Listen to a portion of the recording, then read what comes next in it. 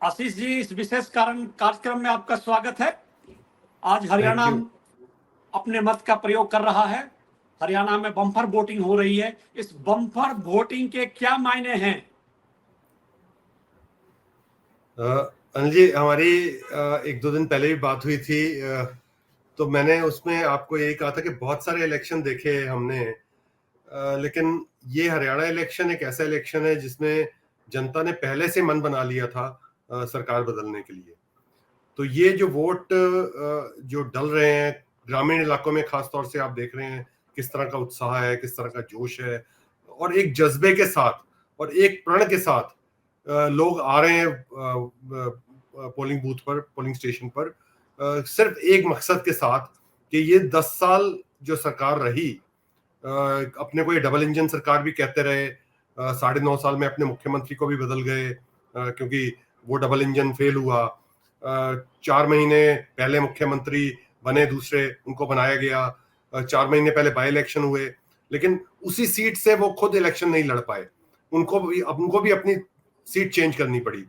तो ये सारे मुद्दे देखते हुए, और जबकि हरियाणा जो हमारा राज्य है, जो आर्म फोर्सेस में सबसे ज्यादा लोगों को कंट्रीब्यूट करता है, उसने 10 साल में जो राष्ट्रीय सुरक्षा की हालत देखी, एक तो अग्निवीर मुद्दा है बेरोजगारी का हमारा सबसे बड़ा, लेकिन जो भारतीय जनता पार्टी की सरकार ने घुटने टेके, जिसकी वजह से देश को लद्दाख में आज चीन के सामने जो हमारी 4000 स्क्वायर किलोमीटर से ज्यादा जमीन पर कब्जा किया, वो 56 इंच की चूक थी, 56 इंच की कमजोरी थी भारतीय जनता पार्टी की।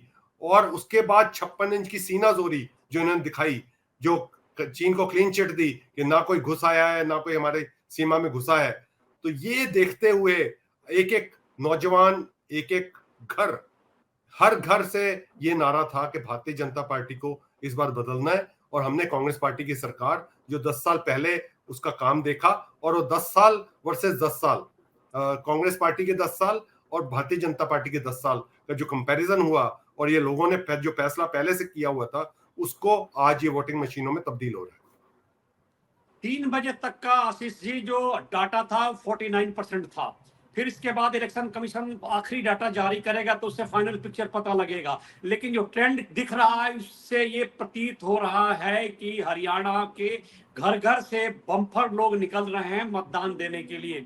और इसके संकेत सिर्फ 2 ही होते हैं, या तो सत्ता के पक्ष में देते हैं वो, या सत्ता के विपक्ष में देते हैं। लेकिन सत्ता के विपक्ष में मतदान के आशंका ज्यादा लग रहा है।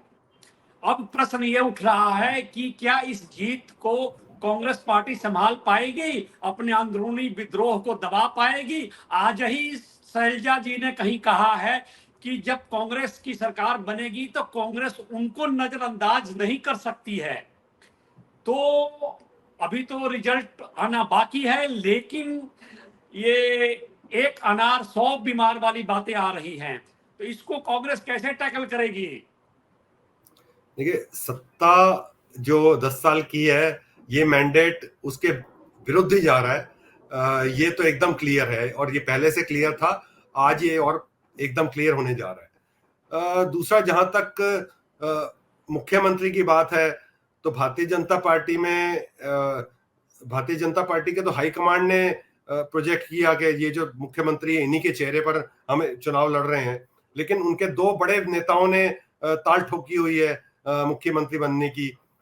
ये विरोधाभास वहां पर है, विरोधाभास कांग्रेस पार्टी में नहीं है, कि जहां पर हर एक नेता जो जानता है, हर एक नेता को कांग्रेस पार्टी का जो नियम है, कायदा है, वो सबको क्लियर, और सबने एक ही टोन में, एक ही पेज पे बात की है कि जो हमारा हाईकमांड है वो फैसला करेगा, वो सबको मंजूर होगा। अब आशीष जी, दोनों पार्टियों में सपने देखने वालों की कमी नहीं है। बीजेपी में भी हैं और कांग्रेस में भी हैं। बीजेपी में अपने अंबाला के जो कैंडिडेट हैं, गृह मंत्री भी रह चुके हैं, विज साहब, वो पत्रकारों को उन्होंने कहा कि अब अगली बार मुलाकात मुख्यमंत्री के निवास में होगी। ठीक है, वैसे ही शैलजा जी भी कह रही हैं कि हमें इग्नोर नहीं किया जा सकता। तो सपने तो दोनों तरफ लोग देख रहे हैं। गाछे कटहल उठे तेल, पेड़ पे कटहल है और मुंह में सरसों का तेल लग रहा है। हमारा प्रश्न बस ये है कि कांग्रेस इसको टैकल कर पाएगी?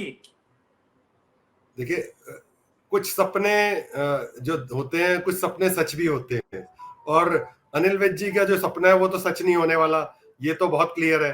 और जहां तक अगर वो बात कर रहे हैं, आज वो मुख्यमंत्री की बात कर रहे हैं, तो मुझे लगता है कि कुछ हद तक वो खाली अपनी सीट बचाने के लिए इस तरह का बयान दे रहे हैं कि लोगों में ये मैसेज जाए कि ये सीनियर हैं, मुख्यमंत्री के दावेदार हैं।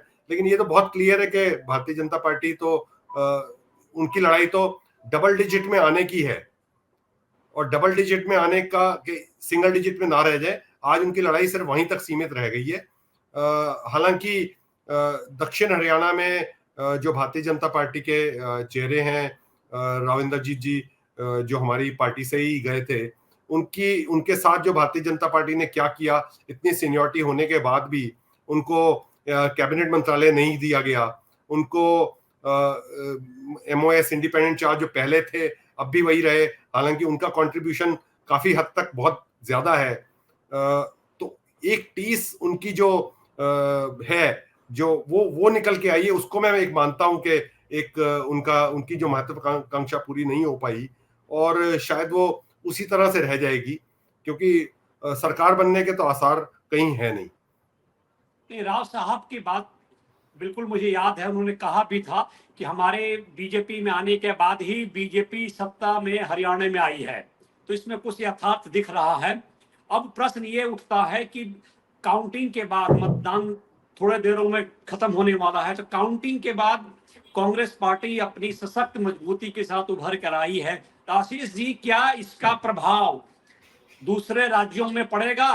क्योंकि तुरंत ही महाराष्ट्र में चुनाव होने वाले हैं और झारखंड में होने वाले हैं, और ऐसा लग रहा है कि कांग्रेस पार्टी में आवेदन की जो संख्या है वो बहुत बढ़ गई है महाराष्ट्र में। ऐसा सुनने में आया है, एक एक सीट के लिए हजारों हजार लोग आ रहे हैं।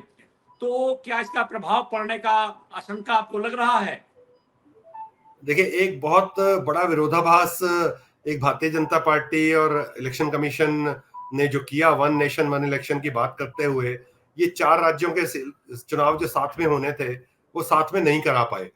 तो एक, और पीछे हमने देखा कि इलेक्शन कमीशन ने 2 बाय इलेक्शन भी अलग अलग तारीखों पे कराए, अलग अलग महीनों में कराए, जो एक साथ होने वाले थे। तो एक वो जो वन नेशन वन इलेक्शन की जो बात चलती आई है, बात करते हैं, उसको एक पब्लिक डोमेन में एक डालने की कोशिश करते हैं बार बार डिस्ट्रैक्शन के तौर पर, लेकिन असल में पता है कि उनकी तैयारी किस तरह की है कि जम्मू कश्मीर में चुनाव हुए, हरियाणा में चुनाव हुए, एक साथ हो गए, लेकिन महाराष्ट्र और झारखंड जो साथ में चुनाव होने थे वो नहीं करवा पाए वो। अब उसके पीछे एक तो उनकी तैयारी दिखती है, जो उन्होंने साफ तौर से कहा कि हमारे पास इतने आर्म फोर्सेस नहीं है, हमारे पास इतनी तैयारी नहीं कि हम उनको जम्मू कश्मीर में भी डिप्लॉय कर सकें और महाराष्ट्र में भी अलग अलग बार कर सके। तो लेकिन ये दर्शाता है कि आज जो भारतीय जनता पार्टी बात करती है उसमें उतना दम नहीं है, और अगर वो महाराष्ट्र में, झारखंड में अगर ये कहते हैं कि वो सरकार बनाने की स्थिति में है, तो उससे एकदम क्लियर है कि वहां पर भी वो सरकार बनाने की स्थिति में नहीं है। खास तौर से महाराष्ट्र में, जहां पर एक चुनी हुई सरकार जो महाविकास आघाड़ी की कांग्रेस पार्टी, शिवसेना और एनसीपी, शरद पवार जी, उद्धव ठाकरे जी और कांग्रेस पार्टी की जो तीनों पार्टियों की मिलकर सरकार बनी थी, उसको गलत, इलीगल, अनकॉन्स्टिट्यूशनल तरीके से गिराया गया, 2 पार्टियों को तोड़ा गया। तो पब्लिक में ये मैसेज बहुत अच्छे से है, बहुत एकदम क्लियर है कि जिस सरकार को, जिस मैंडेट को हमने चुन के भेजा था, उसको भारतीय जनता पार्टी ने उस मैंडेट को खरीदा, और 50 खोखे की जो बात होती है वो एक, दैट इज नॉट, वो 50 खोखे नॉट ओके। आज महाराष्ट्र में बात हो रही है कि 50 खोखे के दम पर जो विधायकों को तोड़ा गया, जो इन्होंने पार्टियां तोड़ के सरकार बनाई, उनकी क्रेडिबिलिटी आज पब्लिक में नेगेटिव है। पब्लिक में, और पब्लिक वहां भी ये इंतजार कर रही है कि चुनाव हो और हम असल में बताएं कि किस तरह से हमारा मैंडेट जो हमने दिया था उद्धव ठाकरे जी को, शरद पवार जी को, कांग्रेस पार्टी, राहुल गांधी जी, मल्लिकार्जुन खड़गे जी को, उसको जिस तरह से भारतीय जनता पार्टी ने खराब किया, और जो महाराष्ट्र के प्रोजेक्ट जो गुजरात लेके गए, चाहे सेमीकंडक्टर का प्रोजेक्ट हो, वो सारे मुद्दे महाराष्ट्र की जनता के सामने, फिर कुछ किसानों का, बेरोजगारी का, ये सब आंतरिक सुरक्षा का ये मामला भी बहुत हद तक, और महाराष्ट्र भी एक ऐसी स्टेट है जहां से Mumbai sappers, Maratha light infantry, ये सब, इसमें भी आर्म फोर्सेस में बहुत बड़ा योगदान है। तो अग्निवीर का मुद्दा भी महाराष्ट्र में ज्वलंत है, और जो बेरोजगार जो युवा है, वहां का जो युवक आर्म फोर्सेस में जाना चाहता था, वो आज परेशान है। और ये सब मुद्दों के होते भी जिस तरह का मैंडेट हरियाणा में आ रहा है, उसी तरह का मैंडेट महाराष्ट्र में भी देखने को मिलेगा। आशीष जी, ये बात बिल्कुल सच्ची है कि महाराष्ट्र, हरियाणा और झारखंड के चुनाव एक साथ होते रहे, लेकिन एक इलेक्शन कमीशन इसे करवा नहीं पाया। अपनी क्षमता पे प्रश्नवाचक चिन्ह लगाते हुए उसने सिर्फ 2 ही राज्य के चुनाव करवाए। लेकिन जहां तक महाराष्ट्र का प्रश्न है, महाराष्ट्र में उसके लोकल मुद्दे भी बहुत ज्यादा हैं, चाहे वो शिवाजी की मूर्ति का हो, मराठा अस्मिता का हो, या पार्टी तोड़ने की हो। तो वहां पे लोकल मुद्दे इतने हैं कि बाहरी मुद्दे और राष्ट्रीय मुद्दों को घुसने की गुंजाइश ही नहीं है। उसी मुद्दों से राजनीतिक दलों को मुक्ति नहीं मिलेगी, उन्हीं मुद्दों से राजनीतिक दलों को लड़ना पड़ेगा। तो ये जो चुनाव होने वाले हैं, वो बिल्कुल वहां के इंटरनल और स्थानीय मुद्दे पे महाराष्ट्र का चुनाव होगा, और वो जनता अपने वर्डिक्ट को पॉलिटिकल पार्टीज को देगी। अब वो आपके गठबंधन को देती है, इंडिया गठबंधन को देती है, या सत्ताधारी गठबंधन को देती है, आने वाले दिन में इस बात की चर्चा हम आपसे करेंगे। आप इस प्रोग्राम में आए, आपका हार्दिक धन्यवाद। Thank you so much. Thank you Anil ji, धन्यवाद। और आप हमसे जुड़े रहने के लिए सब्सक्राइब करें YouTube पर, फॉलो करें Twitter पर और लाइक करें Facebook पर। और ज्यादा जानकारी के लिए आपको टाइप करना होगा सिर्फ न्यूज नशा।